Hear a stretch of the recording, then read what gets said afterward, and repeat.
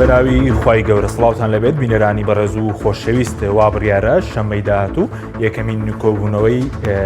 نوێی پەرلەمانی عێراق بەڕێوە بچێت. سەرۆک کۆماری عێراق دکتۆر بەرهەم ساڵح ڕۆژی 9/1/2022 وەکو یەکەمین ڕۆژی کۆبوونەوەی پەرلەمانی عێراق دیاری کردووە. پێی دەستوری عێراق دەبێت لەو کۆبوونەوەیەدا سەرۆک و دوو جێگیری سەرۆکی پەرلەمانی عێراق هەڵبژاردنیان بۆ بکرێت. نزیک بوونەوەی وادەی بەڕێوەچوونی یەکەمین کۆبوونەوەی پەرلەمانی عێراق لە کاتێکدایە کە تاکو ئێستا لایەنەکان لەسەر پۆستە باڵەکان نەگەشتنەتە ڕێکەوتن. لە بەرنامەی ئەمڕۆ قسە لەسەرەوە دەکەین یەکەمین کۆبوونەوەی پەرلەمانی عێراق چۆن بەڕێوە دەچێت و ئایا کاندیدی سەرۆکی پەرلەمان و دوو جێگیرەکەی کێن و پۆستی سەرۆک کۆمار دەدرێت بەکێ و سەرۆک وەزیرانیش بۆ کێ دەبێت. لەگەڵمان هەفتەی داهاتوو یەکەمین دانیشتنی خولی پێنجەمی پەرلەمانی عێراق بەڕێوە دەچێت. تا ئێستاش لایەنەکانی شیعە و سوننە و کورد لەسەر یەکلاکردنەوەی پۆستە باڵاکان ڕێک نەکەوتون. دوایەوەی دادگای فیدراڵی لە 27/12/2021 ئەنجومەنی هەڵبژاردننی پەرلەمانی عێراقی پەسەند کرد، دکتۆر بەرهەم ساڵح سەرۆک کۆماری عێراق ڕۆژی 9/1/2022 بۆ بەڕێوەچوونی یەکەمین دانیشتنی پەرلەمانی نوێ دیاری کرد. بە پێی مادەی 55 دەستوری عێراق لە یەکەمین دانیشتنی پەرلەماندا ئەندامانی نوێی پەرلەمان سوێندی یاسایی دەخۆن، پاشان پەرلەمان سەرۆکێک و دوو جێگر بۆ خۆی هەڵدەبژێرێت.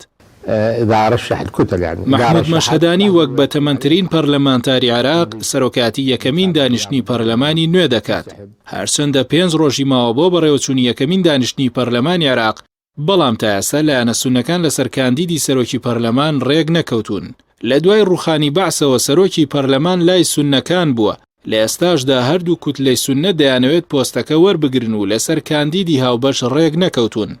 هاوپەیمانی تەقەدوم بە سەرۆکاتی محەممەد حەلبوسی کە 37 کورسی پەرلەمانی عێراقی بەدەستێناوە و گەورەترین کوتلەی سوننەیە، دەیانەوێت ئەم جارەش سەرۆکی پەرلەمان بۆ محەممەد حەلبوسی بێ. کوتلەی دووەمی سوننەش کە خەمیس خەنجەر سەرۆکاتی دەکات و خاوەنی 14 کورسیە چاوی لە وەرگرتنی پۆستی سەرۆکی پەرلەمانە. دوای یەکەمین دانیشتنی پەرلەمانی عێراق و هەڵبژاردننی دەستەی سەرۆکاتی پەرلەمان بە پێی دەستوری عێراق دەبێت لە ماوەی 30 ڕۆژدا سەرۆک کۆماری نوێ لە پەرلەمان هەڵبژاردننی بۆ بکرێت. بە پێبڕگەی یەکەمی مادەی هەفتە پەرلەمانی عێراق سەرۆک کۆمار با دەنگی 220 ئەندام هەڵدەبژێرێت. پۆستی سەرۆک کۆماری عێراق لە دوای ڕوخانی بەعس بۆ کورد بووە و یەکێتی ئەو پۆستەی وەرگرتووە. بە پێی زانیاریەکان تاوەکو ئێستا پارتی و یەکێتی لەسەر کاندیدێک بۆ پۆستی سەرۆک کۆمار ڕێک نەکەوتون. یەکێتی نیشتیمانی بۆ ئەم جارش چاوی لە وەرگرتنی پۆستی سەرۆک کۆمارە، بەڵام بە فەرمی تا ئێستا کاندیدی خۆی پەسەند نەکردووە.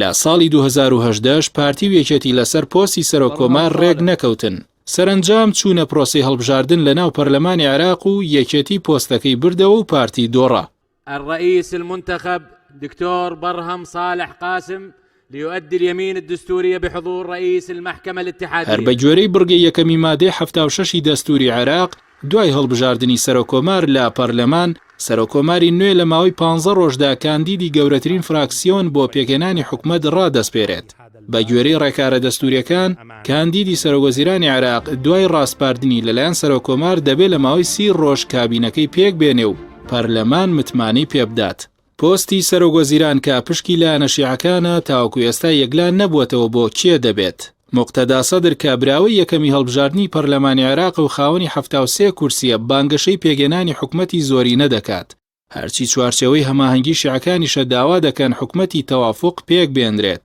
بە پێی ڕێکارە دەستوریەکان دەبێت تا سەرەتای مانگی 4 ئەمساڵ حکومەتی نوێی عێراق پێک بێنرێت، بەڵام پێشبینی ناکرێت لەو ماوە دەستوریەدا لایەنەکان بگەنە ڕێکەوتن.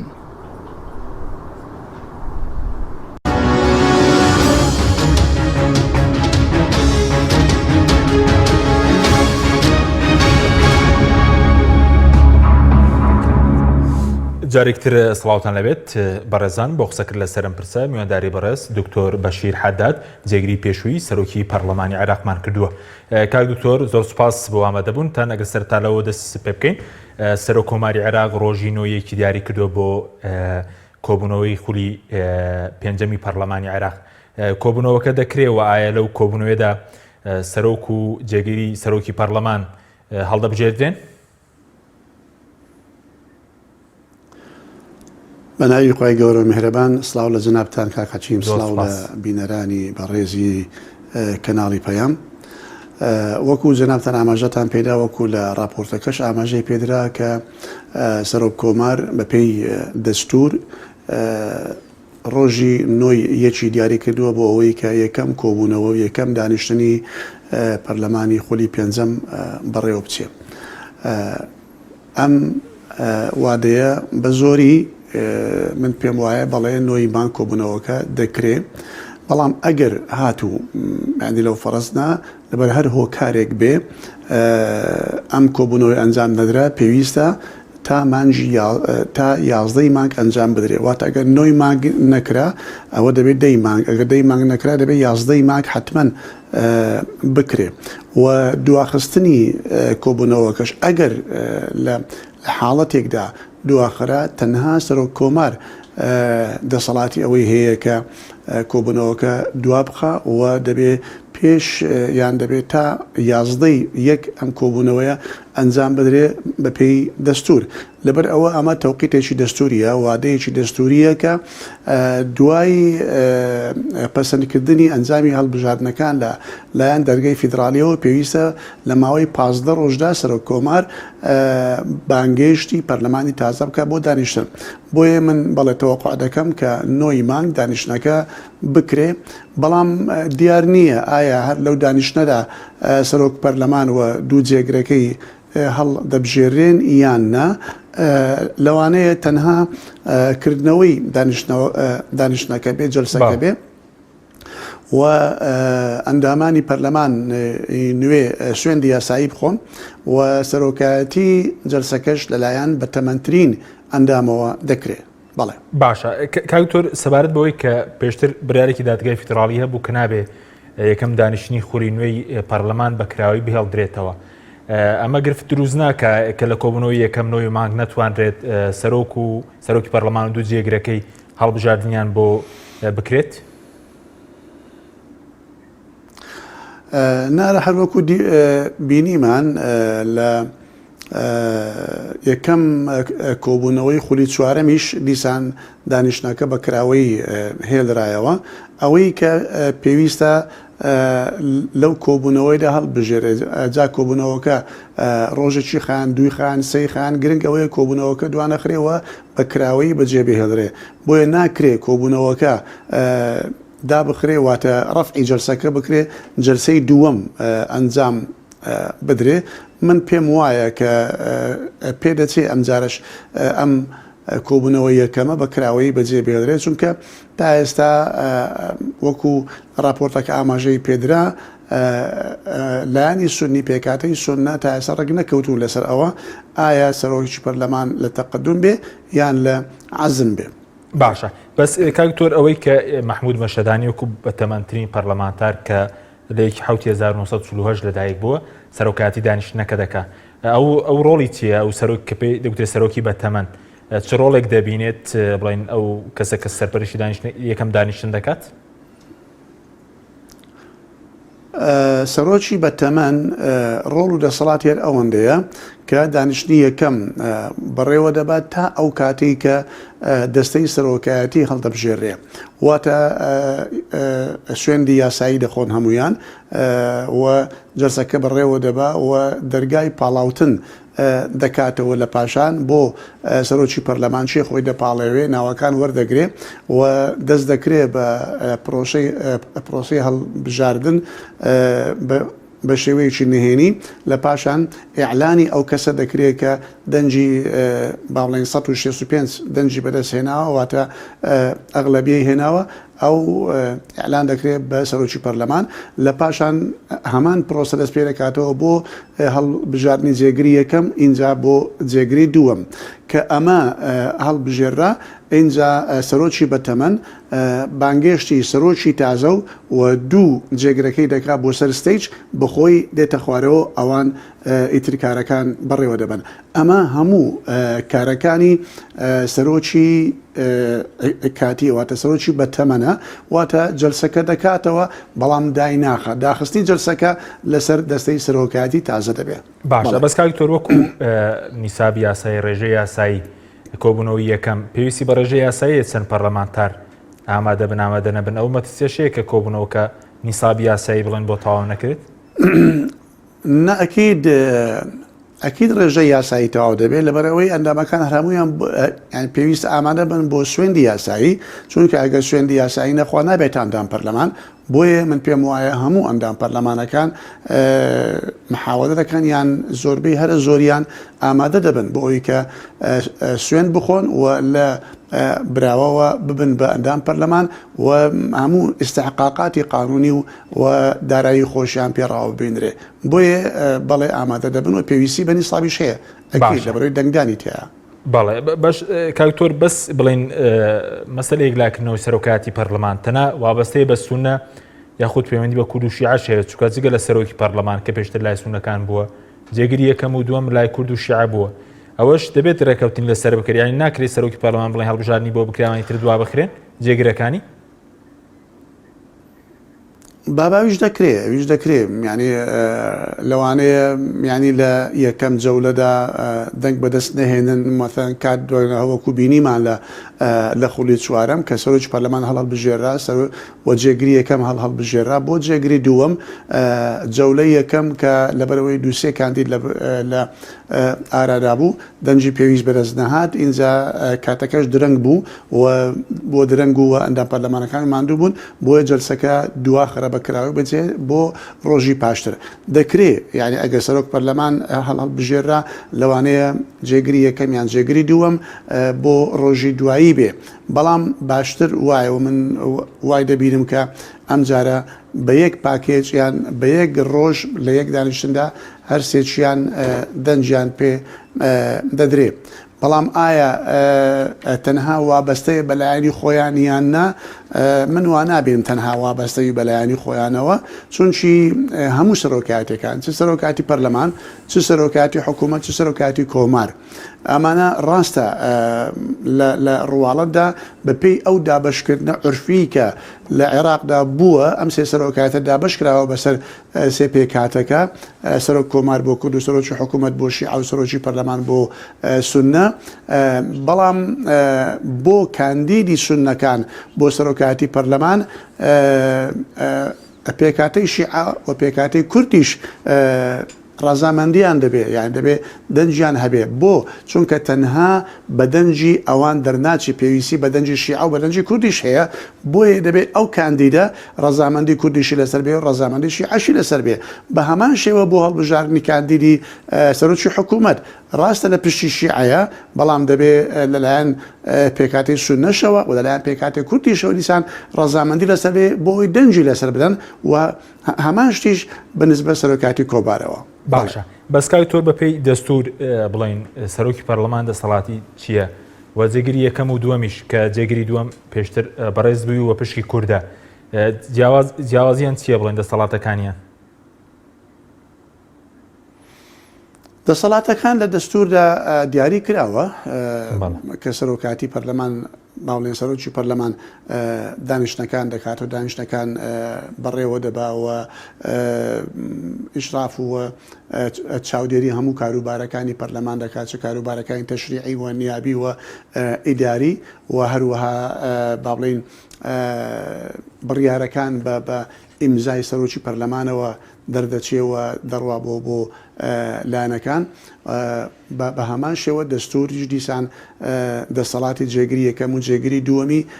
دەستیشان کردووە. جێگری یەکەم و جێگری دووەم ینی بە زۆری ئەوەیەکە لە کاتی با بڵێن ئامادە نەبوونی سەرۆکی پەرلەمان جێگری یەکەم جێدەگرێتەوە لە سەرۆکاتیکردنی دانیشتەکان و بەڕێوەبردننی جەلسەکان. ئەگەر جێگری یەکەمیش لەوێ نەبوو جێگری دووەم ئەو جارە دانیشتەکان بەڕێوە دەبات. و هەروە جێگری یەکەم و جێگری دووەمیش لیژنەکان سەرپەرشتی لیژنە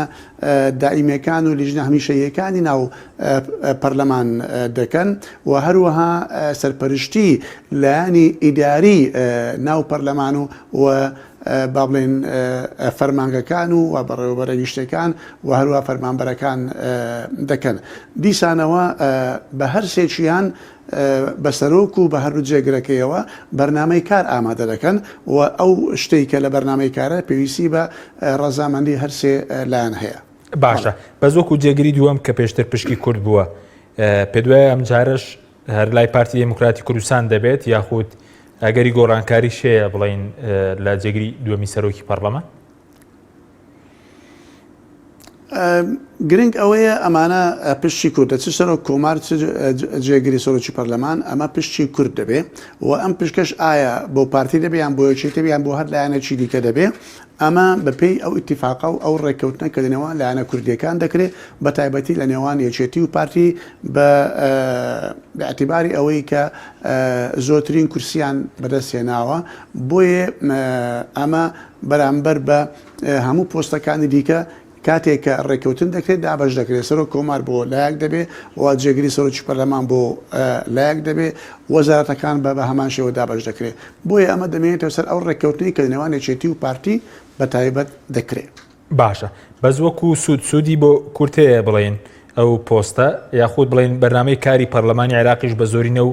کەمینەیە ئەوەی کە ئامادە دەکرێت لە دانیشتەکان چ پرۆژە یاسایەک بخرێتە بەرنامەی کارەوە؟ پرۆژە یاساکان کە دەخرێتە بەرنامەی کارەوە وەکو گوتم بە ڕەزامەندی هەرسێ لایەن دەبێ و دەبێ هەرسێ لایەن ڕەزامەند بن بۆ ئەوەی کە هەر پرۆژە یاسایەکان هەر بابەتێک بخرێتە بەرنامەی کارەوە. بەڵام ئایا چ سوودی بۆ کورد هەیەیان نا ئەمە دەبێت تۆ تەماشای دەسەڵاتەکانی بکەیت و دەسەڵاتەکان تەنها لەوە قەتیز نەبوو کە ئەو بابەتە بخاتە بەرنامەی کارەوە یان نا. بۆیە پێکاتەی کورد بە شێوەیەکی گشتی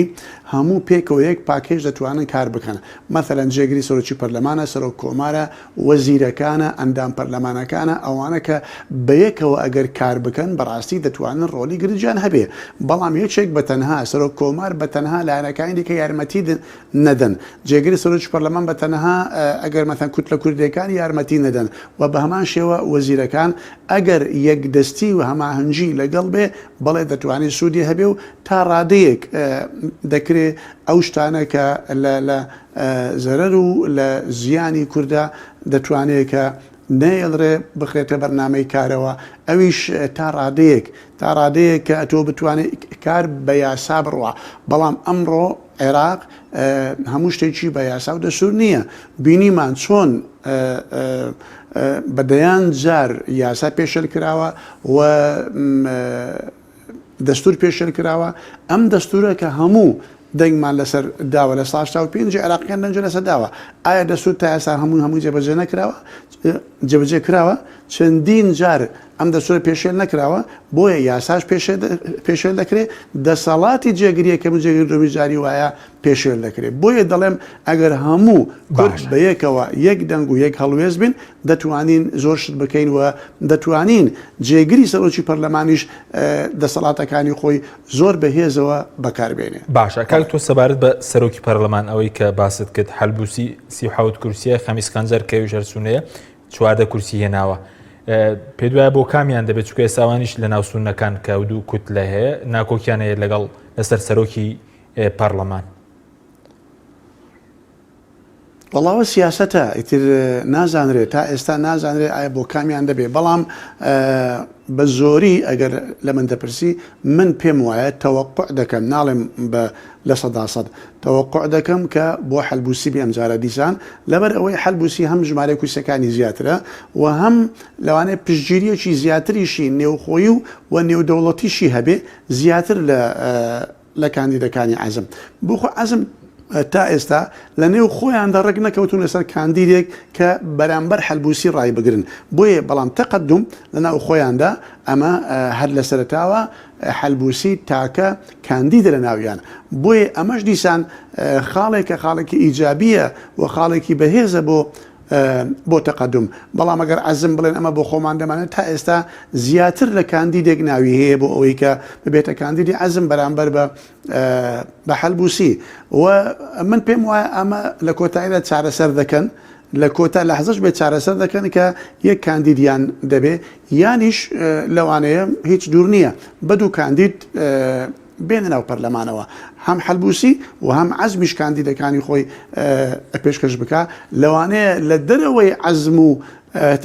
تقدمیش یعنی کەسایەتی دیکەی ئەندامانی دیکەی سنەش دیسان یعنی خوان هەڵ بژێرن بەڵام ئەوان چانسی با بڵێن بردنەوەیان نابێت لەبەر ئەوەی پێشتر ئیتیفاق دەکرێت ڕێککەوتن دەکرێت لە نێوان کوتلەکان لەگەڵ زۆربەی لایەنە شیعیەکان لەگەڵ لایەنی کوردی کە دەنگ بە کامە بدرێ بۆیە ئەوەی کە توانیوتی هاوپەیمانی زیاتر و ئیتیفاقاتی زیاتر ڕێککەوتنی زیاتر لەگەڵ لایەنەکان بکە و زیاتر دەنگ بۆ خۆی کۆبکاتەوە ئەو کات دەنگدان ئەو مەسەلەی حەسم دەکا بەڵێ باشە بەزووتت پشگیری نێودوڵەتیش بڵێن پشگیری هەرێمەتیش زۆرترە حەلبوسی یعنی کەبی بە سەرۆکی پەرلەمان زەرورە پشگیری هەرێمەتیش دەبێت نێودوڵەتی بێگومان دەیەوێت لەبەر ئەوەی عێراق تا ئێستا ینی کاریگەری ئەقلیمی و نێودەوڵەتی لەسرە ینی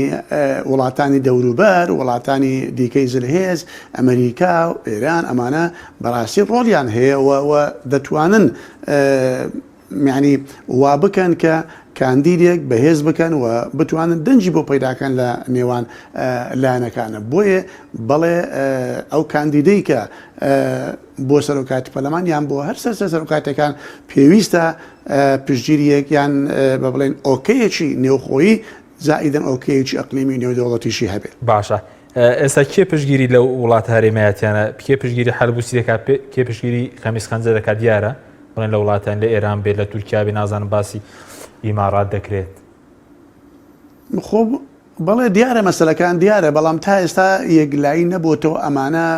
ینی 100% پشتگیری کامیان دەکەن هەردوو لە عەزم و تەقەدمیش تا ڕادێک پشتگیری خۆیان هەیە بەڵام لە کۆتاییدا پشتگیری کامیان بەهێزتر دەبێ پشتگیری کامیان زاڵ دەبێ لەوانەیە لە کۆتاییدا ئەو پشتگیری نێودەوڵەتی کە پشتگیری تەقەدم دەکا لەوانەیە بگوازێتەوە بۆ پشتگیری عەزم یان بە پێچەوانەوە ئەوەی کە تا ئێستا لە نێودەوڵەتیدا پشتگیری عەزم دەکات لەوانەیە لە کۆتا لە حەزەکاندا پشتگیری خۆی بگوازێتەوە بۆ حەلبوسی ئەمە هەموو شتێک واردە لە سیاسەتدا بۆیە جەزم ناکرێ بڵێ لە ئێستاوە فلانە کەس ئەمە تەوەقوعات دەکرێت وەکو گوتم بە تەوەقوعی من تاکو ئێستا تاکو ئەو لەحزەیە حەلبوسی بە قووەترە لەبەر ئەوەی بخۆی تاکە کاندیدە لە نێو حزبەکەی خۆیدا و هەروەها بەڕای من پشتگیریەکەشی بە قووەترە زیاترە لە عەزم بەڵام عەزم تا ئێستا کاندیدەکەیان باشە دیارنی ئەمە وادەکە ئەمە تەوەقوعاتە پێشبینیە بەڵام لەوانەشە بەعکس بسوڕێتەوە ئەوجارە بۆیە دیار نییە تا کۆتا لەحزە تا لەحزەی دەنگدان لەوانەیە ئێستا هەندێک لەو کوتلانە و لەو ئەندام پەرلەمانانە بەڵێنیان بە حەلبوسی داوەکە دەنجی پێ بدەن لەوانەیە لە کۆتا لەحزەدا ڕای خۆیان بگۆڕن دەنجی خۆیان بدەنە کاندیدی عەزم یان ئەسڵەن دەنگ نەدەن یان ئەسڵەن دەنجی خۆیان بسووتێنن هەموو ئەوانە واریدە باشە کورت بەڵێنی بە حەلبوسی داوە وەکو پارتیویکێتی پێ دوایە بەڵێنیان پێدا پێشگیری بکەن یاخود یا ڕەتی بکەنەوە پێم وانە نەخێر پێم وانی ئەوەی من ئاگادار بم کورد بە تایبەتی پارتی تاکو ئێستا بەڵێنی بە هیچ لایەنێک نەداوە و هاوپەیمانیەکی تەواوی لەگەڵ هیچ لایەنێک نەکردووە تا ئێستا چاوەڕێی ڕوونبوونەوەی وێنەکە دەکا تا بزانین نێوماڵی شیعە بە چ لایەکدا دەکەوێت خۆیان ڕێک دەکەنەوە و دیسان نێوماڵی سونەشدا ئەوەی من ئاگادار بم ڕایان ئەوەیە کە ئەوان دەنگ بە کاندیدێک دەدەن کە بابلێن لایەنە سەرەکیەکانی سونە کە عەزم و تەقەدمە هەردووچی لەسەری موافق بن و هەروە بەنسبەت سەرۆکی حکوومەتیشەوە دەنگ بە کەسێک دەدەن کە نێوماڵی شیعە بۆ خۆیان لەسەری ڕێککەون و بەنسبەت سەرۆک کۆماریشەوە بۆ خۆیان هەردوو لایەکێتی و پارتی ڕێک دەکەون ئەو جارێ پێمەوابی بە یەک کاندید دەچنە هەڵبژاردننی سەرۆک کۆمار باشە بەزەوە زانیاریە لەبارەی سەرۆک کۆمارەوە چووکە تا ئێستا کۆبوونەوەی بڵین یەک کۆبوونەوە کرابوو کۆبوونەوەیەکی مەکتەبی سیاسی پارتی ویکێتی کۆبوونەوەی تر نەکراوە لەناو خۆی یەکێتیش تاکو ئێستا کاندیدێک بڵێن بە من دەڵێن پێم وایە من دەڵێم تەوەقع دەکەم پێم وایە کە ئەم جارە بە یەک کاندید دەچن چونکە تەجروبەی پێشتر 2010 کە بە دوو کاندید چوین بەڕاستی ئەمە شتێکی نقطەکی لاوازی زوع بوو بۆ کورد کە بێڵین غەیری کورد هاوچێشەکە یەک لا بکاتەوە بۆمان چارەسەر بکات. بۆیە بە دوو کاندید چوون ئەم جارە دیسان ئەمە دیسان نقطەیەکی زۆعف و لاوازە بەنسبەت کوردەوە و من پێم وایە چێتی و پارتی اتفاق لەسەر ئەو بابەتە دەکەن تا ئێستا نەکراوە. دیار نییە داخۆ ئایا ینی کاندیدەکە یەکێتی دایدەنێ یان پارتی دایدەنێ ئەمە دیاردێ بەڵام پێم وابێ لەم چەند ڕۆژانەی داهاتوودا دەگەنە ئەنجامێک. باشە بەس کاکتور بەنسبەت کاندی سەرۆک کۆمارەوە یعنی ئێستا جگەر لە یەکێتی کە خۆی پێشتر لای یەکێتی بووە پارتیش کاندیدی دەبێت یاخود باسی خەڵکی سربەخۆش دەکرێت کە وەکو کاندیدی هاوبەش ئەو زانیانە ڕاستن خەڵکی سربەخۆش هەبێ هەموو احتمالاتێک گواریدە برای بەڕێزم هەموو احتمالاتێک گواریدە بێگومان ئێستا کە باڵێن یەکێتی کە ئەگەر خۆی بە خاوەنی پۆستەکە بزانێ بێگومان کاندیدە دەبێ ینی کاندیدەکە جایان دکتۆر بەرهەم بێ یان کەسێکی تر بێ و ئەگەر پارتیش مەبەستی ئەوە بێ کە وەری بگرێەوە بە خۆی دەزانێ لە ڕێککەوتنەکان ئەگەر وا ڕێککەوتن کرا بڕیا درا کە سەرۆکۆیەتی کۆمار بدرێتە پارتی بێگومان پارتیش کاندیدی هەیە و کاندیدی دەبێ لەوانەشە سیناریۆی دیکە هەردوو لا ڕێک بکەون لەسەر کاندیدێک لە دەرەوەی یەکێتی و پارتی کاندێکی سەربەخۆ هەموو شتێک واریدە یعنی بەڵام تا ئێستا ڕوون نییە و بڕیار لەسەر هیچ شتێک نەدراوە بۆیە قسەکردن لەسەر ئەو بابەتە وەکو عرب دەڵێ سابقون لە ئەوانیهی. باشە بەسکای تۆرەوەندەی کە جەنابەت ئاگاداربی باز دەوە دەکرێت کە دوایەوەی کە بڵێن پارتی دوو کورسی لە دەستداوی کردی دوو کورسی لە پارتی وەرگرتەوە بەنامی مەکتەبی سیاسی پارتی شەبوو دژی سەرۆک کۆماری عێراق دکتۆر بەرهەم پێ دوایە هێڵی سووری هەبێ پارتی ئەوەندەی کە بەڕێز داگەداربی جارێکتر ببێتەوە بە سەرۆک کۆمار ئەمە وەکو گوتم دەبێنێتە سەر ڕێککەوتنی نێوان هەردوولا لە سیاسەتدا معنی مواقفی ثابت تاسەر نییە هێڵی سوور تاسەر نییە بۆیە لەوانەیە اتفاقەکە بگۆڕێ بە شێوازێکی دیکە و پارتی دیموکراتی کوردستان تا ئێستاش لەگەڵ بێ وازی نەهێناوەلەوەی کە ئەو دوو کورسی لێ ڕۆیشتووە تاکو ئێستاش لەگەڵدا بێت تانەی لەو بڕیارە داوە و لە دوای کۆبوونەوەی پەرلەمانیش بێ ئەگەر پاش ماوەیەکی دیکەش بێ لەوانەیە ئەم تانەیە سەر بگرێ و دادگای فیدراڵی بڕیار لەسەر ئەوە بدا کە ئەم دوو کورسیە بە هەڵە دراوەتە لایەکی دیکە پێویستە بگەڕێتەوە بۆ دووکاندەکەی پارتی لەوانەیە وابێ چونکە لە خولەکانی پێشووتر بینیمان کە دوای 2 ساڵ دوای 3 ساڵ کاندیدێک تانەی دابوو لە دەرچوونی کاندیدێکی دیکە دادگای فیدراڵی بڕیاریدا بەوەی کە ئەو کاندیدێکە 3 ساڵە دەوام دەکات لە پەرلەمان ئەوە با بڵێن دەرچوونەکەی تەواونوە بەڵکو ئەو کورسیە کەسێکی دیکەیە ئەو دەرچوو وە کەسێکی دیکاتە شوێنی دەبینیم بۆیە ئەم دوو کورسیە تا ئێستاش لەگەڵ بێ ینی وانەیە کە ڕۆیشە تەواو نا تا ئێستاش ئەمەل هەیە کە بگەڕێتەوە لە هەر حاڵێک لە هەر وەختێک. باشە بەس دکتۆر ئەو 329 کە ئێستا ناوەکانە ڕۆشتووە بۆ پەرلەمانی عێراق دادگای فیدراڵی پەسەندی کردوون هەر کاندیدێک کە پێوابێت تەزویری کرابێت تانەی لێدا لەو کاندیدی سنووری بازنەکەی خۆینی دوای بوون بە پەرلەمانتاری جەگەریەوەیە کە ئەگەر بسەنمێنرێت تەزویر کراوە کورسەکەی لێ بسەنرێتەوە. بەڵێ ئەکید ئەگەر دادگای فیدراڵی ئەگەر قەناعەتی بەوە هات کە با بڵێن ئەو تانەیە ڕاستە شکایەتەکە ڕاستە لێکۆڵینەوەکان ڕاستی قسەی شکایەتکاریان دەرخست بەڵێ بڕیار دەدا بە گۆڕینی ئەو کاندیدەی کەوا دەرچووە دەوامیش دەکات لە پەرلەمان بە کاندیدێکی دیکە وەکو باسم کردێمە لە کۆتایی ساڵی خولی چوارەمی ڕابردوودا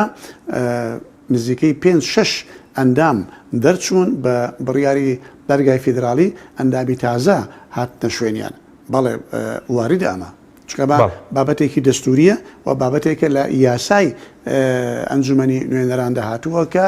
هەر کاندیدێکی دەرنەچوو بۆی هەیە تانە لەو کاندیدە بدا کە پێی وابێ ئەو شوێنی ئەوی گرتوتەوە و ئەمە دەچێتە دادگای فیدراڵی بڕیاری لەسەر دەدا. بەڵێ ناوبرێکمانەیە کە تو دوات سەر سەرۆک وەزیرانش قسە دەکەین پۆستی سەرۆک وەزیران بەڵێ بینەرانی بەڕێز ناوبڕی کورت و دەگەڕینە وڵاتان لەگەڵمان بمێننەوە. تۆپ ئارت تاکە بریکاری تۆڕی میدیایی کۆمەڵ بۆ بەرهەمهێنان و بڵاوکردنەوەی ڕێکلام. یەکێک لە خواردنەکانی سفرەی کوردی برنجی ڕووبهەنارە، خواردنێکی زۆر بەچێژ و بەتامە، چەندی لێ بخۆی لی تێر ناخۆی. برنجی ڕۆبەنار زۆر خۆشە، خۆشترە بێت ئەگەر برنجەکەی برنجی مەحموود بێ. برنجی مەحموود. کام شیر باشترینە بۆ کۆرپەکەم؟ شیری دایک باشترین و پارێزراوترین سەرچاوی خۆراکیە بۆ کۆرپەکەت، بەڵام لە هەندێک باردا دایکان ناتوانن شیری خۆیان بدەن بە منداڵەکانیان. بۆیە من پێشنیاری شیری کۆنفیلاک دەکەم وەکو تاکە جێگرەوەی شیری دایکان کە لەلایەن فۆنتێراوە بەرهەم دەهێنرێ کە شارەزایی زیاتر لە 50 ساڵیان هەیە لەو بوارەدا. ئایا کۆنفیلاک گونجاوە بۆ گەشەی کۆرپەکەم؟ بە دڵنیاییەوە کۆنفیلاک سەرجەم سەرچاوە گرنگەکانی خۆراکی تایە بۆ گەشەی سروشتی منداڵ و بەهێزبوونی ماسوولکە و چاو و ئێسک و گەشەکردنێکی ئاسایی مێشک. ئەتوانی نمونەیەکی تاقی بکەینەوە؟ بێگومان ئێوە دەتوانن نمونەی شیری کۆنفیلاک تاقی بکەنەوە و ئەنجامە سەرسوڕهێنەرەکانی ببینن. شیری کۆنفیلاک تاکە شیری جێگرەوە دوای شیری دایکان دەوڵەمەندە بە ئۆمیگا 3 ئاسن، کۆلین و ڤیتامین و کانزاکان و سەرجەم سەرچاوە خۆراکی گرنگەکانی گەشەی کۆرپەلا. کۆنفیلاک یەکەم شیر دوای شیری دایک. کارگەی ئاوی سلێمانی تازەترین بەرهەمی خستە بازاڕەوە. کارگەی ئاوی سلێمانی بەهۆی کوالیتیە بەرزەکەی و ئاوە سازگەرەکەی یەکەمین کارگەیە لە عێراقدا کە بەرهەمەکانی لە ئەوروپا و ئیمارات بەردەستن. بۆنی کەمترین بڕی سۆدیۆم و نەبوونی نیترات لە ئاوی بەڕادی سلێمانی وای کردووە ببێتە خاوەنی 7 بڕوانەمی جیهانی و نێودەوڵەتی. ئاوی بەڕادی سلێمانی دڵنیایی زیاتر، تەندروستی باشتر. کارگەی ئاوی سلێمانی. تۆپ ئارت تاکە بریکاری تۆڕی میدیایی کۆمەڵ بۆ بەرهەمهێنان و بڵاوکردنەوەی ڕێکلام.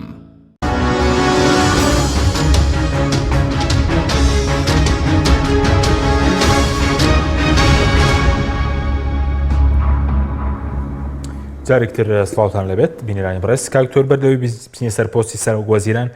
بەنسبەت بەستنەوەی سەرۆکۆمار و پارێزگاری کەرکووک لەلایەن پارتی ویکێتیۆبیەکەوە ئەوەندەی کە بەڕێز داگەداری گفتوگۆکان بیت بێگە بەستنەوەیەکەیە بۆ نمونەگەر سەرۆکۆمار بۆ یەکێتی بێ، پارێزگاری کەرکووک بۆ پارتی بێ، یاخود ئەگەر سەرۆکۆمار بۆ یەکێتی بێ، سێ وەزیر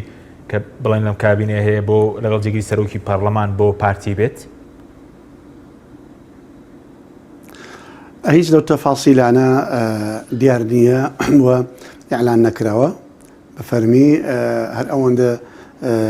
بەپێی ئاگاداری من کە کۆبوونەوەکان یان گفتوگۆکان بەردەوامە و بەردەوامیشی دەبێ لەسەر هەموو ئەو کێشانەی کە لە نێوان هەردوو لادا هەیە. بۆیە ئەو پۆستانە من پێم وابێ هەموو یەکلا دەکرێنەوە و مەسلەی پۆست نابێتە کێشە لە نێوان ئەوەی کە گفتوگۆکان بەردەوام بێ لە نێوان یەکێتی و پارتیدا، چونکە بەڕاستی پێویستی زۆر بەوە هەیە کە لایەنەکان لە گفتوگۆ بەردەوام بن، لایەنەکان لێک نزیک بن، گرژی لە نێوان لایەنەکاندا نەبێ. هەموو لایەنە کوردەکان بەگشتی بە تایبەت یەکێتی و پارتیدا هەر کاتێک کە ئەم لایەنانە نزیک بوون لە یەک و لەسەر مێزی گفتوگۆ کێشەکانی خۆیان چارەسەر کرد و بابەتەکانیان یەکلا کردەوە، ئەوە هێزێک دەبەخشێتە ئەندامەکانیشان لە بەغدا وارووا لە ناو هەرێمیشدا دڵنەوەی یەک دەداتە خەڵکەکە. بۆیە من پێم وایە گفتوگۆکان بەردەوام دەبن و تا ئێستا هیچ شتێک لەوانە دیار نییە، چ پۆستی پارێزگاری کەرکووک چ سەرۆک کۆمار ئایا چۆن دەبێ و چێ دەبێ و بۆ چێ دەبێ لە ڕۆژانی داهاتوو هەموو ئەوانە یەکلا دەکرێتەوە بە دیار دەکەون. باشە، بەس وەکو پارتی ئەوەندێکی بەڕێز داگەداربی باسکن لە پۆستی سەرۆک کۆمار ئەگەر وەکو ئەگەرێک وەری بگرێت کارتی فشارە یاخود هەر خۆشی خواستیەوەی هەیە یعنی ئەو پۆستەی لابێت پۆستی سەرۆک کۆمار؟ نەنا ئەکید خواستی هەیە بۆ ینی نەکار پارتی مادەم ئەمە پشتی کووردە، هەر کوردێک بۆی هەیە کە ئەمە بە خۆی بزانێ بە حەقی خۆی بزانێ، بەڵام بەپێی استحقاقاتی انتخابی بەپێی ئەوەی کەوا کورسی کاملا زیاترە ئەملا دەتوانێت داوای بکە و هەروە بەپێی ئەو ڕێککەوتنانەی کە لە نێوان هەردوولادا هەیە و ئەو ڕێککەوتنانەی کە دەکرێن دیسانەوە. بۆیە ئەمە ینی پارتیش مافی خۆیەتی بەی خۆی بزانێ و هەر لایەنێکی کوردی مافی خۆیەتی کە داوا بکە بەڵام دەبێت لەسەر ئەساسی ئیستحقاق بێ ئایا لەسەر چ ئەساسێک داوای دەکا لەسەر چ ئیستحقاقێک بە ئی خۆی دەزانێ ئەمە پێویستی بەوە هەیە کە پێویستە هەندێک بنەمای وای هەبێ کە بتوانێت داوای بکە بۆیە پارتیش بەڵێ بە ئی خۆی دەزانێ و ئەگەر ڕێکەوتن کرا کاندیدیشی بۆ دەبێت. باشە ئەی بەنسبەت ڕێکەوتن لەگەڵ بۆ پێکێنانی حکوومەت سەرتاوی کە سەدر باسی دەکات بۆ حکوومەتی زۆرینە کە خۆی 73 کورسی هەیە دەتوانێت حکوومەتی زۆرینە پێک بێنێ یاخود هەر ئەسڵان نیسابی بڵێن یاسایی بۆ دەنگدان بە کابینی حکوومەت دەتوانێت 166 دەنگ لە کۆی 329 کورسی کۆ بکاتەوە بۆ حکوومەتی زۆرینە یاخود دوورە و حکوومەتەکە هەر دەبێتەوە تەوافقی لەوانەیە بتوانێت ئەو دەنگە کۆ بکاتەوە یان ئەگەر سەدرریەکان بۆ خۆیان کە 73 کورسیان هەیە لەگەڵ سونەکان ئەگەر لەگە بەشێکی سونەش بێ لەگەڵ باڵێن جەماعەتی حەلبوسی بێ ئەمەش نزیکەی 42 کورسیەکی هەیە هەم بە ئی خۆی و هەم بە خەڵکی دیکەی سەربەخۆشی کە لەگەڵیەتی و هەروە کوردیش ئەگەر لەگەڵی بن بە دڵنیاییەوە دەتوانێت ئەم 165 کورسیە بەدەست بێنێ بەڵام باوەڕ ناکەم ئەو بیکە و باوەڕ ناکەم سونە و کوردیش لەگەڵی بچن بۆ ئەوەی ئەم شتە بکات چونکە کورد و سونە هەردووچیان بڕیاریان داوە کە لەگەڵ لایەنێک نابن دژی لایەنەکەی دیکە کەواتە ناچن لەگەڵ ڕەوتی سەدر حکوومەت پێک بینن دژی ئیتاری تەنسیقی و هەروە ناچن لەگەڵ ئیتاری تەنسیقیش وا بکەن دژی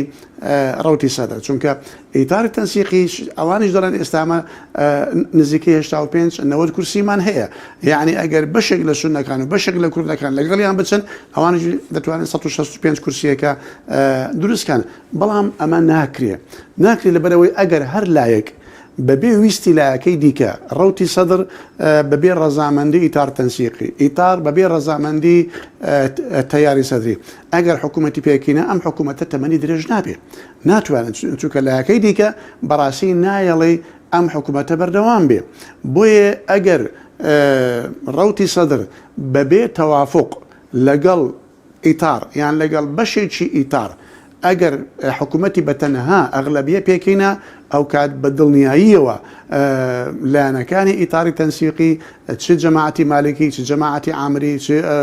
ینی فەتح و باڵێن ئەمانە دەبنە ئۆپۆزیسیۆنێکی زۆر با بڵێن بەهێز کە بتوانن ئەو حکوومەتەی سەدرریەکان بڕوخێنە لە ماوەیەکی کەمدا بۆیە بە هەمان شێوەش ئەگەر ئیتاری تەنسیقی حکوومەتی پێکەینە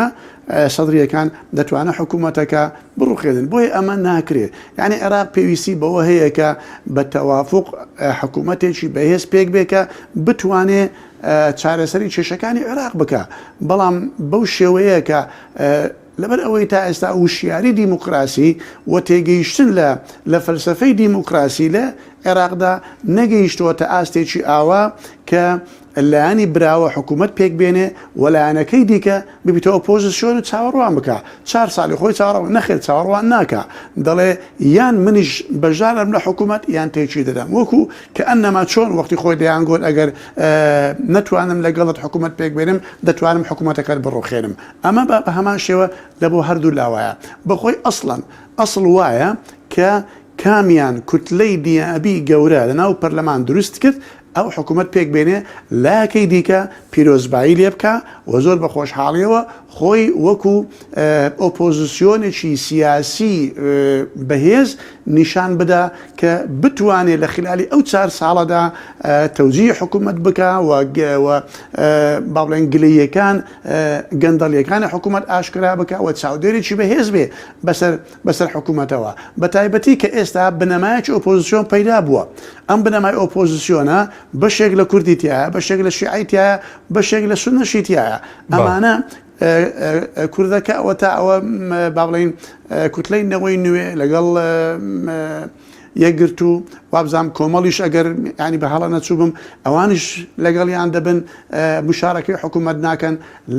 لە شیعەشدا ئەوەتە ڕەوتی حکمە لە ئێستا ئەو دەڵێ مشارەکەی حکوومەت ناکەین کەوان ئەوان دەبنە ئۆپۆزیسیۆن کەواتە بەشێکی شیع ئامادەیە بەشێکی کورد ئامادەیە و بەشێکی سونەش ئامادەیە بۆیە ئێستا بنەمایەکی باش هەیە ئەساسێک هەیە بۆ دروستکردنی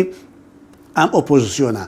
ئەم لایەنە شیعای گەورەیە چ ئیتار چ ڕەوتی سەدر ئەگەر بەشداری لە حکوومەت نەکرد دەتوانێت بێتە ئۆپۆزیسیۆنێکی سیاسی و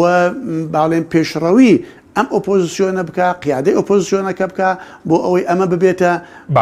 هەنگاوێک بۆ عێراقی داهاتووش تازە لە مەودووە حکوومەت لەسەر ئەوە ساسە پێک بێ لایانی براوە حکوومەت پێک بینی لایەنەکەی دەکە پێ ئۆپۆزیسیۆن بەڵام ئێمە هەمومان بێکەوە لە حکوومەت بین و هەمووشمان ئۆپۆزیسیۆن بین ئەدی باش ئەگەر وابێ بۆ هەڵبژاردن دەکرێت بۆ ئەو ماندووبوونەوە بۆ ئەو پارە سەرفکردنەوە بۆ ئەوەنە ئەگەر هەڵبژاردن بۆ ئەوە نەبێکە لایەک براوە بێ حکوومەت پێک بین لایەنەکەی دیکە ئۆپۆزیسیۆن بێ کەواتە پێویست باشەکە ئەوە من تەوەقع ناکەم یعنی بارودۆخی عێراق نەگەیشتوتە حاڵی ئاوا نە بارودۆخی ئەمنی نە سیاسی و نە وشیاری دیموکراسی نەگەیشتوتە ئەوەکە لایەنێ قبولی ئەوە بکە ببێتە ئۆپۆزیسیۆن من پێم وایە یعنی شێوازی حکوومەتی داهاتوو نە ئەغلەبیەکی تەواو دەبێکە وەکو ڕەوتی سەدر دەڵێ نەتەوافقیەکی تەواو دەبێ وەکو ئیتار تەنسیقی دەڵێ بەڵکو شتێک دەبێت لە هەردوو لا ئەغلەبیەکی تەوافقی دەبێ ئەغلەبیە بە قسەی ئەوانە تەوافقی بە قسەی ئەوانە دەکرێت بەشێک لە ئیتار لەگەڵ ڕەوتی سەدر و لەگەڵ سونە و لەگەڵ کوردیش بێکەوە حکوومەت دروستکەن باشە بەسکاوی تۆر وەکو لایەنە کوردەکان لە ئێستادا لە سەدرەوە نزیکن لایەن لە چوارچێوەی بڵین هەماهەنگی شیعەکان لە کامیانەوە نزیکترین مالیکیش سەردانی هەرێمی کرده بوو پێشتر و ناکۆکیی نێوان بارزانی مالیکە بوو ئێستا بڵین نەماوە دەزانی هەموو لایەنەکان هاتوون سەردانی کوردستانیان کردووە یعنی ڕەوتی سەدر هاتووە مالیکی هاتووە و لایەنەکانی دیکەش هاتوون بەڵام تاکو ئێستا کورد خۆ یەکلانە کردوێتەوە لەگەڵ کامیان دەبێ بەڵێنیشی بە هیچ لایەنەکان نەداوە بۆ کورد بەڕاستی هەردوو شێوازی تشکیل حکوومەت چ بە ئەغلەبیەکی وەتەنی بێ وەکو ڕەوتی سەدر دەڵێ چ بە تەوافق بێ وەکو ئیتار تەنسیقی دەڵێ هەردوو شێوازەکە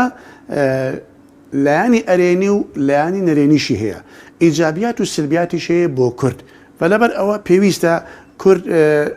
دائیمە لەگەڵ ئەوە بێکە نێو ماڵی شیعە بۆ خۆی کام شێوازی هەڵبژات و کام لایەن بەهێز بوو لایەنەکانی دیکە ڕەزامەند بوو لەسەری ئەو کاتە کورد لەگەڵ ئەوان دەبێت من پێم وانێ لە ئێستاوە کورد خۆی یەکلا بکاتەوە چ لەگەڵ مالیکی بێ یان لەگەڵ ڕەوتی سەدر بێ بەڵام لەوانەیە وا دیار بێکە لە سەدرریەکان نزیکن وا دیارە بە شێواز بەڵام ئایا تاسەر وا دەمینەیان نە ئەمە دیار نییە ئەمە وەکو گوتم سیاسەتیشە و مەسلەی مالکی و پارتیش مالکی ئەو ناکۆچێکە لە نێوان مالکی و کورد هەبووە بە تایبەتی لەگەڵ پارتیدا ئەمە تاسەر نێوکوتمان لە سیاستدا نە دۆستی سەرتاسەری هەیە نە دوژمنی سەرتاسەری هەیە بەڵکو بەرژەوەندی سەرتاسەریە ئێستا بەرژەوەندی هەردوو لاوا دەخوازێکە بێکەوە هاوکار بن و بەیەکەوە گفتوگۆ بکەن و من پێم وابێ مالکیش بەڕاستی گەیشتۆتە ئەو قەناعەتی کە هەندێک شتی کە کاتێک کە سەرۆکی ئەنجومەنی وەزیران بووە بۆ ماوەی دووخول هەندێک لەو کارانەی کردوێتی ئێستا دان پێدادنێ کە هەڵە بووە بۆیە لەوانەیە ئەمە وەکو با بڵێن داننامی بە هەڵەکانی خۆی و بڕیاردانبی لەسەر ئەوەی کە دووبارە نابێتەوە ئەو هەڵادا بەڵێ زۆر باشە بەس وەکو کاندیدی بڵین کوتلەی گەورە دیارەکە یەکلا دەکرێتەوە گەورەترین کوتلە بۆی سەرۆک کۆمار ڕایسپێری بۆ پێکەنانی حکوومەت و کەس هەیە چانسیە ببێ ناوی ئێستا کەس هەیە لە سەدر بێ نازام لەلایەنەکانی تر بێ بۆ سەرۆک وەزیران ئەمە گرێت شوێرەکەیە ئەمە با بڵێن گردارە گەورەکەی عەقەبە کە ئوودەکەیە کە کێشە زۆری لەسەرەوە و هەویرێکە ئاوێکی زۆر دەبا لە سێ سەرۆکایەتیەکان من پێم وایە سەرۆکاتی پەرلەمان و سەرۆکاتی کۆمار ئاسانتر دەڕوا وەکو سەرۆکاتی حکوومەت و ئەمانە پێشتری ژێکلا دەکرێنەوە ئەکیدەکە یەکەم جار سەرۆکاتی پەرلەمان یەکلا دەکرێتەوە لە پاشان سەرۆک کۆمار یەکلا دەکرێتەوە اینجا لە ئاخری شێشە گەورەکە دەمێنێ بۆ یەکلاکردنەوەی سەرۆکی حکوومەت ئەمە من پێم وابێ کاتێکی زۆری دەوێ بۆ کێشەشی لێ دروست دەبێت بە ئاسانی تەشکیل ناکرێت ئەگەر ئێستا لە ئەمڕۆوە بەپێی وادە دەستوریەکان بەپێی تەوقیتاتی دەستوری بڕۆین و هیچ کێشە دروست نەبێ اینجا تەشکیلی حکوومەت دەکەوێتە مانجی 4 دەکەوێتە کۆتایی مانجی 3 یعنی لەوانێ 3 مانجی دیکە بڕوە بەڵام من پێم وایە بە دڵنیاییەوە دەڵێن بێگومان کێشەی تێدەکەویتێ وە لەوانەیە ئەو کەسەی کە یەکەم جار سەرۆک کۆماری تازە کە ڕای دەستپێری بۆ تەشکیلی حکوومەت لەوانەیە سەرکەوتو نەبێ دیسان بگۆڕێ بۆ کەسێکی دیکە دیسان مانگێکی دیکەی پێویستە ئەویشەکە سەرکەوتو نەبێ دیسان مانگێکی دیکە هەروەکو بینیمان لە خولی ڕابردوو چۆن محەممەد تۆفیق عەلاوی نەیتوانی و هەروەها عەدنان زولفیش نەیتوانی ئەمان هەریەک و مانگ و مانجی خۆیان سەرف کرد بەڵام نەیانتوانێت حکوومەت پێکبین لە پاشان درا بە ڕێزکازبی ئەو جارش من پێم وایە ئەگەر زیاتر لە کەسێک ڕانەسپێرڕێ ئەوە دیسان ڕاستپاردنی کەسەکە دوا دەکەوێت هەرچەندە بخۆی پێویستە پاش هەڵبژاردننی سەرۆک کۆمار پێویستە بۆ ماوەی 15 ڕۆژ لە ماوەی 15 ڕۆژ پاش هەڵبژاردننی سەرۆک کۆمار پێویستە کوتلەی گەورە دیاری بکرێ و کوتلەی گەورەش کاندیدی خۆی پێشکەش بە سەرۆک کۆمار بکە بۆ ئەوەی سەرۆک کۆمار ڕایسپێرێ کە ڕایسپات ئەوجا لەو کاتەوە 30 ڕۆژی دیکەی پێویستە بۆ تەشکیلی حکوومەتەکە باشە من وەکو گوتم پێم وایە ئەم هەویرە ئاوێکی زۆری دەوێت باشە چوار خولەکمان بە کوردی سپاس دەکەین چەند پرسیارێکی تر سەبارەت بە مەسلەی بوجە و کە ئایام ساڵ بڵێ عێراقر پرۆژەیە سەی بودجەی نابێت 2022 و 200 میلیارەکەش کە تا ئێستا مانگی 12 ناتووە ئەگەری هەیە بێت 200 ملیارەکە دێ 200 ملیارەکە بەردەوام دێ بەڵام دوا دەکەوێت پێش دەکەوێت 200 ملیارەکە دێ بەردەوام دەبێت تا بودجەی ساڵی 2022 یەکلا دەکرێتەوە بودجەی ساڵ 2023 پێم وانە ئەم ساڵە ببێ لەبەر ئەوەی دەبواە لە تا 15 دەی 2021 بودجە بەهات باە بەڵام وەکو دەزانن کە لە هەفتی دە پەرلەمان خۆی هەڵوەشاندەوە بۆیە دەبات پێشتر بەهات باە و بودجەش ئامادە کرابوو لە حکوومەت بەڵام نازانم ئایا بابەتەکە سیاسی بووە بابەتەکە چ بووە نەنێرا کە نەنێرا پاش 12 واتە ئێستا عێراق بەپێی قانونی ئیدارەی مالی بەڕێوە دەڕوا کە لە قانونی ئیدارەی مالیدا دەڵێ هەر ساڵێک ئەگەر بودجە نەکرا بودجە نەبوو ئەوە بەپێی بودجەی ساڵی پێشتر لەسەرێک لەسەر 12ەکەی دەڕوا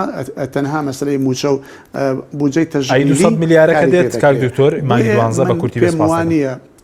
ئەگەریش بکرێ ئەگەریش بودجەکە بێ لەوانێ بکەوێتە مانجی 7 ئەمانە بەڵام پێم وانە بودجە بۆ ساڵ 2022 هەبێ 200 میلیارەکە دێت بە کورتی بێ سپاس دەکەم 200 میلیارەکە هێرێ بەڵێ پێم وایە دێ 200 میلیارەکەش دێ بەردەوام دەبێ تا ئەو کاتێک کە ڕێک دەکەون هەرێم و بەغدا لەسەر پشتی هەرێمی کوردستان چەندە لە بودجە ساڵ 2021 چونکە ئەم 200 میلیارە ئەوە پشتی هەرێم نییە بەڵکو ئەمە سلفەیەکە دەدرێت ئەو کاتێک کە پشتی ڕاستەقینەی هەرێم بە دیار دەکەوێت چەندە ئەو کات 200 میلیارەکە دەبڕێ ئەوی دیکە دێ بەڵام تا دیارکردنی پشت هەرێمی کوردستان لە بودجەی 2021 ئەم 200 میلیارە بەردەوام دەبێ بەڵێ باشە ئەی وەکو ئەندامانی نوێی پەرلەمان دوای سوێند خواردنیان لە پەرلەمانی چیم تازێک بە پەرلەمانتار دەدرێت شوقەوشتی پێ دەدرێت بڵێن ئۆتۆمبیل و ئەوانە و ئەوە هەیە بۆ پەرلەمانتار بە کورتی بە سپاس دەکەم نا ئۆتۆمبیل نییە لە خولی چوارەمیش ئۆتۆمبیل نەبووە و بڕیار وا بوو کە وەکو لە یاسای ئەنجومەنی نوێنەران هاتووە کە پێویستە بڕەپارەیەک دەدرێت هەر ئەندام پەرلەمانێک بۆ ئەوەی کە بۆ ترمبیل بێ یان بۆ حاڵوەسی خۆی بێ بەڵام ئەوە نەدرا لەبەر ئەوەی کە گوتمان ئێستا بار و دۆخی وڵات تەواو نییە ئەمە 1 دینار بۆ تەحسینی حاڵ نەدرا بە ئەندام پەرلەمان و سیارە بۆ ئەندام پەرلەمان نەکڕا هیچ ئیمتیازێک غەیری موچە نەدرا بە ئەندام پەرلەمان و ئەو جاریشدا بێن پێم وایە هیچ ئیمتیازێک بۆ ئەندام پەرلەمان نییە غەیری موچەکەی خۆی وەردەگرێ و غەیری ئەوەی کە ئەوەی ساکنی بەغدانیە دەرەوەی بەغدایە ئەمەش دیسان بڕەپارەیەکی دەدرێتێ بۆ ئەوەی وەکو دەڵێن بەدەلسەکەن بۆ شوێنی حەوانەوەی خۆی. بەڵێ ئەوە دروستە کە باز دەکە هەر پەرلەمانتارێکی عێراق بە پاسەوانەکەی 24 میلیۆن دیناری پێ بدرێت؟ چەندی پێ بدرێت؟ 24 میلیۆن دیناری مانگانە؟ نەوەڵا برای چێکی وانە ئەو ژمارانەی کە لە سوۆسیال میدیا بڵاو دەکرێنەوە و خەڵک لێرە و لەوێ باسی لێوە دەکا ئەبەدەن هیچ ئەسڵ و ئەساسی نییە ئەسڵ و ئەساسی نییە بەڵکو ئەندام پەرلەمان 16 حیمایە هەیە و حیمایەکانی ناوەکان دیارەوە دەیبا بەڵام ئەمە وا دیارە من پێم وابێ ئەم خولە پاش ئەوەی کە دەوام دەکات پاش ماوەیەشی کە خۆیان بڕیا دەدەن کە دیسان پاسەوانەکانیش کەم بکەنەوە بۆ نیوە چونکە وەکو دەزان ئەمە لە سەردەمی حەیدەر عەبادیدا هەموو ئیمتیازاتەکان موچە و پاسەوانەکان کرانیوە دیسان کرانیوە ئەم جارە لەوانەیە دیسان بۆی کە بارودۆخی با بڵێن شەقام هەڵدەستێ و خۆپشاندان دەکرێت و ئەم جارە معارەزەش پەیدا بووە لە ناو پەرلەماندا لەوانەیە ئەو 16 پاسەوانەش نەمینێ کەم بێتەوە و موچەکەشیان کەم بێتەوە بۆیە غەیری ئەمانە هیچ ئیمتیازێتیان نییە. بەڵێ سوپاس دەکەم زۆر سپاس بۆ بەڕست دکتۆر بەشیر حەداد جێگیری پێشتەرۆکی پەرلەمانی عێراق سوپاسی ئامادەبوون دەکەین سوپاس بۆ بینەرانی بەڕێز سوپاس بۆ هاوکارانمە خواتان لەگەڵ.